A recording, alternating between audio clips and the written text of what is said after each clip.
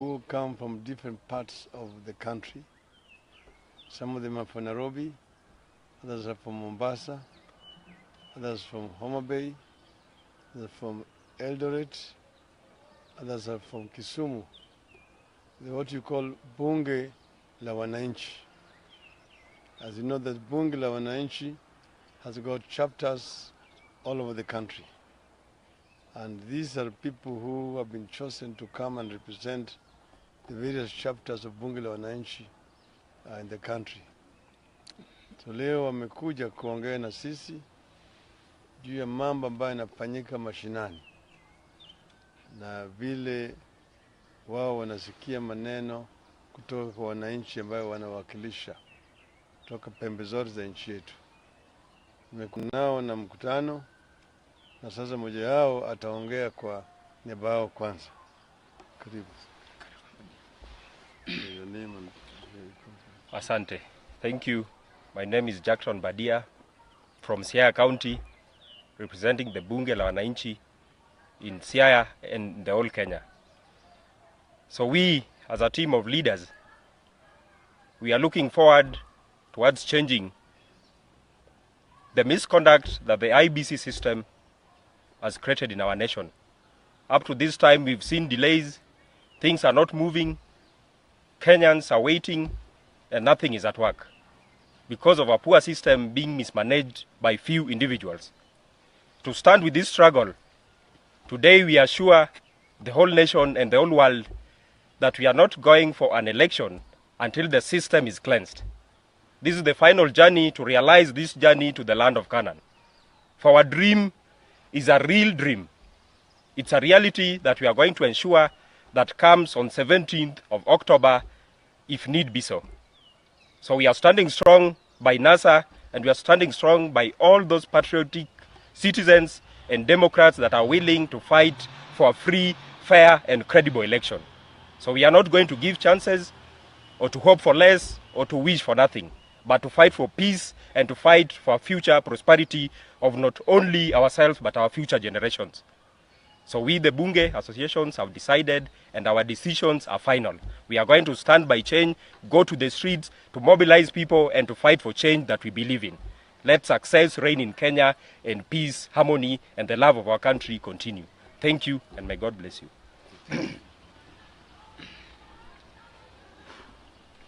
Well, ladies and gentlemen, yesterday we launched our campaign against any elections held by IEBC as currently constituted. We said we shall go around the country sensitizing people about our case against elections by the IEBC. We also said we shall sensitize our people about the reforms that must take place before they can be called to another election. Today, we have met grassroots leaders from various parts of the country to brief them on our conditions to IEBC and have them take the message to the ground. On procurement of election materials, we have said we reject the Commission's intention to award the printing of election materials to Al Ghurair. That's point number 4.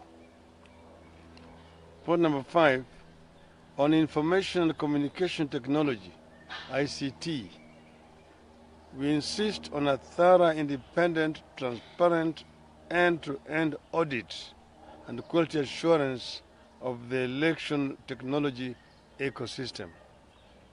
6, on election personnel, we maintain that the people who messed up last elections cannot be allowed to participate in organizing and conducting the next election. 7, polling stations must be gazetted, names and respective GPS locations published in at least 2 daily newspapers with national circulation. 8, on the transmission of results, we said the media must be given unfettered access to the election, and specifically counting of votes and announcement of results at the polling stations, tallying and declaration of the presidential results at the constituency. Because the Maina K ruling said that the elections shall be declared at the constituency and the results declared by the returning officer at the constituency are final. 9. In addition to this, we put together information linking local telecommunication firms, particularly Safaricom and Telcom Kenya, in collaboration with Saffron and how they stole our votes. 10. We are on the trail of the local owners of Saffron and the firms that printed fake result declaration forms and ballot papers along Mombasa Road, called ELAMS. 11. We shall be sharing this information with these grassroots leaders at a later date and briefing them on the actions to take against these firms and individuals. I've already given them quite a bit of briefing on that. 12. Those individuals not only messed up and stole our elections, they also received bribes, and we will be naming, exposing, and prosecuting them. 13. We are counting on these grassroots leaders to ensure the people get us loud and clear that we are ready for elections. 14. But we do not want elections for the sake of it. We need credible elections conducted by men and women of integrity, not by the Chilobas, Chirchirs, Kasaids, and Guliyes of this world. 15. The lot that conducted the last elections must watch the next ones from their prison cells, not from the IBC offices. We have said we want uchaguzi bora, sio bora uchaguzi. Thank you. Kwa Kiswahili tulisema jana ati ya kwamba sisi tuko tayari kwa uchaguzi, lakini uchaguzi ambayo itafanywa kwa njia ya haki na ukweli. Sisi hatuogopi kwenda kwa uchaguzi. Tulikuwa tayari jana, lakini hatuwezi kwenda kwa uchaguzi ikiwa kama wale ambao waliiba kura zetu ndio watakuwa wanasimamia hizo uchaguzi. Meona makamu wa rais Bwana Ruto akitoa vitisho jana kuuliza sisi ni nani. Yeye atajua sisi ni nani, manake sisi tunawakilisha wa Kenya, na mpaka yeye aheshimu uamuzi ya wa Kenya. Kenya si William Ruto, Kenya si Uhuru Kenyatta. Wakenya wako, na Wakenya wana hasira sana kwa yale ambayo waliiba kura. Wao ni uwezi wa kura. Pale tunasimama, pale Wakenya wengi wako. Uhuru na Ruto ni uwezi wa kura ambaye hawastahili kusimama mbele ya Wakenya bila kuona aibu kusema ati wao ni viongozi wetu. Ni aibu kubwa zaidi kuona kama yeye anapiga kifua kusema na sisi ni kina nani. Kenya haiwezi kuongozwa na viongozi ambaye hawana msimamo ya uhaki na ukweli. Kura ya Wakenya mpaka iheshimiki. Na vile sisi tumesema ushahidi iko ya kutosha ya kuonyesha uhusiano baina ya kampuni inaitwa Saffron Mofo na viongozi wa IBC wengine na viongozi wa serikali. Tuna ushahidi ya kutosha kusema yule hongo na rushwa ambayo walilipwa pale, hiyo pesa ilipitia kwa akaunti ya wakili gani na ilipelekwa kwa wakina nani, na wakati mwingine sisi tutatoa hiyo ushahidi kuaibisha hawa viongozi. Kwa hivyo pale tunasimama, tuko kwa uchaguzi, lakini uchaguzi bora.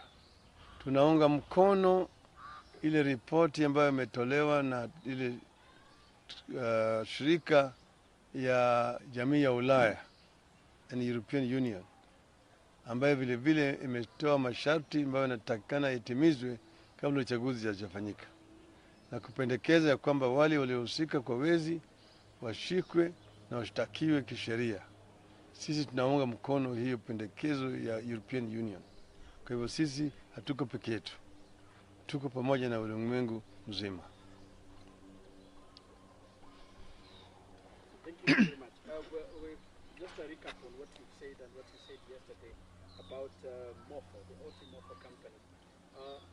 You said that, and from clearly what you said yesterday, is that NASA will not be allowing MOFO to supply the electronic system management devices, the KIMS kits.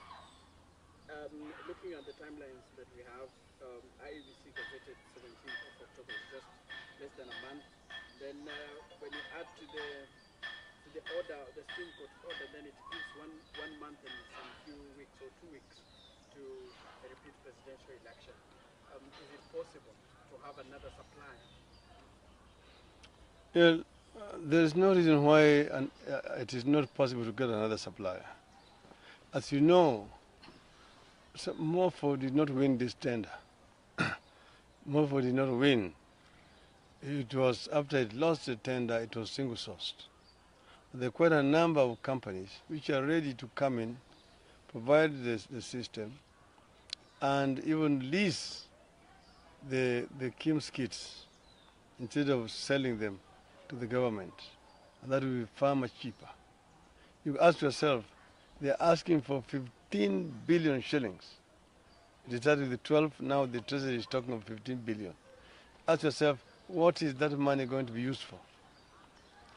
That is money which is just going to go into the private pocket of individuals. If you're spending that kind of money, there's no reason why you cannot hire the equipment to provide this service, which is desirable. And we know of several companies which are ready to come and install this ICT system at very limited cost, much cheaper than the kind of the money that is being asked for right now by the IEBC. So you don't buy the argument by IEBC that setting up a new infrastructure by a new company or a new supplier will take much longer time as compared to MOFO, which they say will only do what you call reconfiguring for the presidential election. There are more than 5 companies which are ready, as we are talking, to provide this system within the next 3 weeks, if they are given the order today. So time is not a constraint in this matter. That is just excuse. You remember when we went to court, the court ruled in February that the question of Al Ghurair, that they should not be given the contract. The IBC appealed the case. They lost it. Then they went to come up with excuses that, oh, time is too short. It was single source. In the single source, it went back again to the same company. We know how Saffron MOFO got this contract. We know the individuals. We know the negotiations. We know the commissions paid through which advocates firm and who are the beneficiaries of that commission in the IEBC and the senior government officials. They know themselves. And if they're not careful, we're going to name them shortly.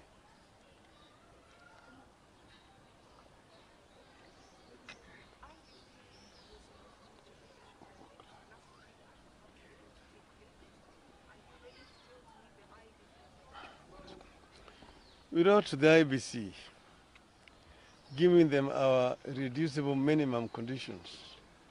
They have not responded to our letter. Therefore, there's no basis for negotiations between us and them. We asked them to respond to our letter. Then there will be a basis for sitting down with them and negotiating.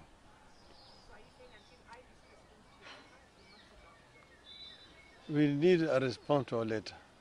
They told us they are preparing to respond. If they will respond today or tomorrow. And then, depending on how they've responded, we will be prepared to have a consultation. Just a question. I know you said you've not had a proper meeting with them, but your discussions, have they given an input about possibility that they could change the date from where it is right now? I see that speculation. I was told that Saffron Morpho was asking for more time. As you know, that is a completely different starting point. As we don't want as Saffron Morpho to provide the services, we want them out. So the excuse that they're even asking for is very wrong. As we want Saffron Morpho, we wanted them out yesterday, because they're the ones who colluded with the IBC to rig these elections. And as you remember, there was a court order, Supreme Court order, directing them to give us access to their servers, which they defied. They refused. Why? Because there's something they were hiding. That's why they refused to give us access to their server. And then now they turn out and turn back and say they have carried out an audit and they found that there was no hacking done. How can they audit themselves? Audit is usually done by an independent body. So the way that company is behaving, it's exactly the same way they behaved in Nigeria. And you remember what happened to them in Nigeria. So we're not surprised that they're behaving this way. This is a company which specializes in messing up elections in Africa. You've talked about the two telecoms, Safaricom and Telecom, about being you are embroiling them in this saga. What is your case against them? Yes, we have a case against them. We have sufficient evidence of collusion, because they know that the results that were coming from polling stations were terminated in France. They never came back into Kenya. And yet they're giving the impression that they were transmitting to Bomas of Kenya. And Safaricom is very much aware of this issue. And Telecom Kenya is equally aware of this. So we say we have sufficient evidence of that collusion.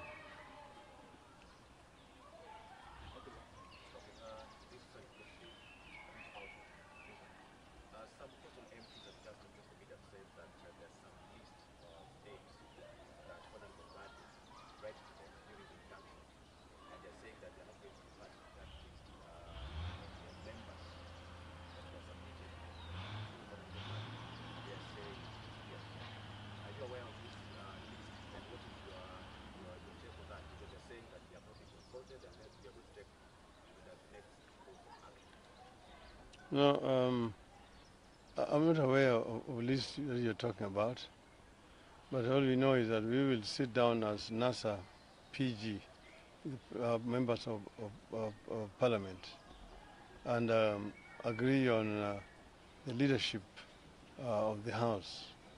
It is something that will be mutually negotiated. As things stand right now, Honorable Moses Wetangula is our leader in the Senate, and Honorable John Mbadi is our leader in the National Assembly. But beyond that, no other list has been prepared. It will be negotiated and will be agreed upon. So there really is no cause for alarm at all. There are no quarrels or differences.